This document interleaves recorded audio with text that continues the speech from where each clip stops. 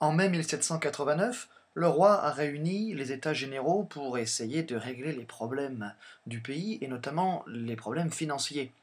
Mais les députés du tiers-État notamment, eux, sont venus à Versailles, aux États généraux, avec en tête beaucoup plus de projets. Ils sont beaucoup plus ambitieux. Ils ne veulent pas se contenter de régler les problèmes des finances. Ils ont en tête une transformation beaucoup plus profonde de la société dans laquelle ils vivent. Ils ont lu les philosophes des Lumières, ils sont influencés par la Révolution américaine, etc. Et donc, ils souhaiteraient des transformations profondes. Or, ce n'est pas du tout le sujet des réunions aux États généraux auxquelles ils assistent. Par conséquent, de plus en plus, ils s'ennuient jusqu'à frapper un grand coup. Le 17 juin 1789, les députés du tiers-État se proclament Assemblée nationale, c'est-à-dire qu'ils considèrent qu'ils représentent la très grande majorité de la population et qu'à ce titre, ils doivent avoir une part du pouvoir.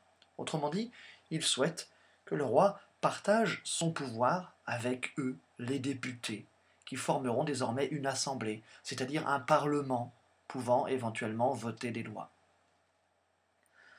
3 jours après, le 20 juin 1789, le roi refuse évidemment d'entendre parler de tout cela. Il ferme donc la salle des menus plaisirs où les députés ont l'habitude de se réunir. La salle étant fermée, les députés, qu'à cela ne tienne, vont occuper une autre salle, une salle de sport, une salle de jeu de paume. Le jeu de paume est l'ancêtre du tennis. Et dans cette salle du jeu de paume, le 20 juin 1789 a lieu un événement majeur, c'est le serment du jeu de paume. Là, les députés se font la promesse de rester toujours unis jusqu'à ce qu'ils écrivent une constitution pour la France.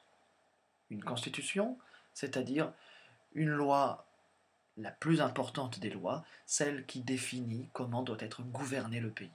Ils ont l'intention de créer une monarchie parlementaire sur le modèle de l'Angleterre. Une monarchie parlementaire, c'est-à-dire une monarchie où il y aurait un roi et une assemblée. Et l'assemblée serait une assemblée de députés comme eux-mêmes. Voilà, on aurait donc d'un côté un roi et de l'autre côté une assemblée et les deux gouverneraient ensemble.